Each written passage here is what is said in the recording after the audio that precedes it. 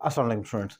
आपने मलकियत का इजहार करना होता है, कई जगह पर आपने लिखना होता है कि मेरे पास ये चीज़ है या मैं रखता हूँ। और बाज़ दफ़ा ज़रूरी नहीं है कि रखना ही आए उसमें, आप कह सकते हैं कि ये एक मसला है, तो देयर इज़ अ भी आप कह सकते हैं। लेकिन आम तौर पर जब आपने रखने की बात करनी है, मलकियत की बात करनी है, तो वहाँ पर पोजेसिव कह लें कि उस केस में आप हैज़ और हैव का इस्तेमाल करते हैं।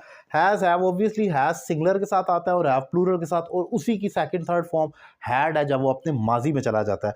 आज ये बेसिक का टॉपिक डिफाइन करूंगा, लेकिन इसमें दो पॉइंट ऐसे हैं जो थोड़े से कॉम्प्लिकेटेड हैं, जिसमें आप कंफ्यूज होते हैं और गलती करते हैं, इसलिए मैं इसको डिफाइन कर रहा हूं। अगर तो ये प्रेजेंट में है, जैसे कि मेरे पास एक गाड़ी है या उसके पास एक गाड़ी है, तो मैं कहूँगा ही हैज़ अ कार। ये सिंगुलर है, सिंगुलर के साथ हैज़ आ जाएगा, यानी कि वो एक गाड़ी रखता है।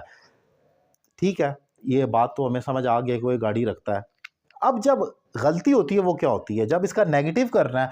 अक्सर ही हैज़ नो कार, अगर मैं ये लिख दूं ही हैज़ नो कार, तो ये गलत होगा, ऐसे नहीं होता। और आप लोग मैंने खुद देखा है, बेसिक अक्सर स्टूडेंट ये गलती करते हैं, वो लिख देते हैं ही हैज़ नो कार, उसके पास गाड़ी नहीं है। गलत है, क्योंकि ये टेंस प्रेजेंट इंडेफिनिट का टेंस है, प्रेजेंट सिंपल का टेंस है।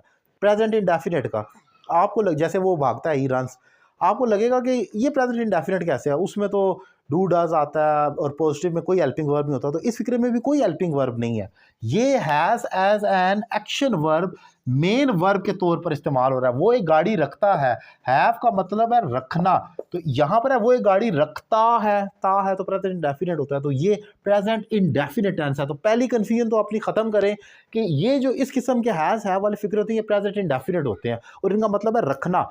रखता है, वो एक गाड़ी रखता है, यानी कि उसके पास एक गाड़ी। उर्दू तो कुछ भी हो सकती है ना, हम अपने पास से बनाते हैं, रखता है, रखेगा, है, नहीं है, जो मर्जी करें, मीनिंग ये है कि वो गाड़ी रखता है, प्रेजेंट इंडेफिनिट है।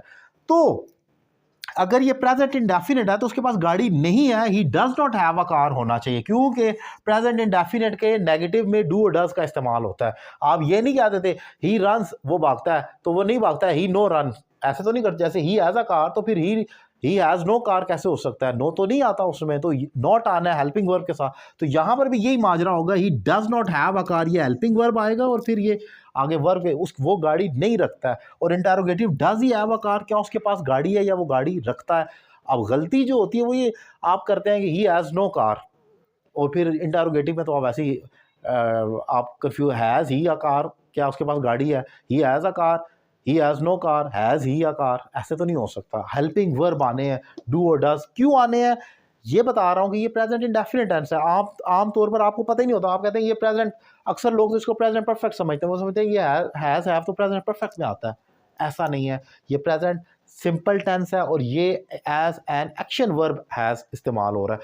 जब ये अपने माजी में जाता है, यानी कि पास्ट इंडेफिनिट में तो हो जाएगा उसके पास एक गाड़ी थी, ही, या मैंने एग्जांपल चेंज कर दी, ही हैड अ पेन, उसके पास एक कलम था, यानी कि उसके पास एक पेन था। जब ये अपने माजी में जाएगा तो डिड आ जाएगा। आपको पता है पास्ट इंडेफिनिट के नेगेटिव में डिड आता है, डिड के बाद वर्ब की first form, did he have a pen, और he didn't have a pen आप कहेंगे। अब ये नहीं हो सकता he had a pen, had he a pen, he had no pen, ऐसे नहीं कह सकते, ये गलत होगा, क्योंकि ये पास्ट इंडेफिनिट टेंस है।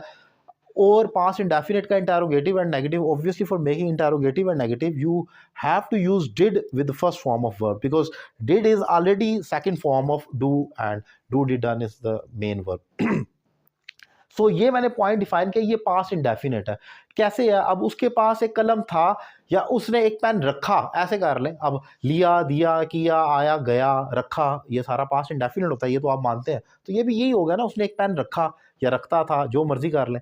सो ये एक इंपॉर्टेंट पॉइंट मैंने डिफाइन किया कि ये वाली ब्लंडर करना अब एटलीस्ट छोड़ दें जो बेसिक स्टूडेंट हैं, क्योंकि ये गलतियां वो हैं जो बार बार मैं ऑनलाइन क्लासेस जो लेता हूँ जो स्टूडेंट कर रहे होते हैं, तो इसलिए मैं उन्हीं को पॉइंट आउट करता हूँ। बेशक रिपीटिशन हो रही हो लेक्चर्स की, लेकिन वो इतने इंपॉर्टेंट है कि वो बार बार रिपीट करता हूँ कि शायद इस दफ़ा ज़्यादा लोग देखें और उनको समझ आए। उम्मीद करता हूँ लेक्चर आपको पसंद आया होगा। मेरे दीगर लेक्चर्स के लिए मेरे यूट्यूब चैनल सब्सक्राइब कर लें, और मुझसे ऑनलाइन इंग्लिश लैंग्वेज कोर्स करना चाह रहे हैं तो नंबर आपकी स्क्रीन पर मौजूद है, एक रीजनेबल फी पे कर आप मुझे ज्वाइन कर सकते हैं। Thank you very much.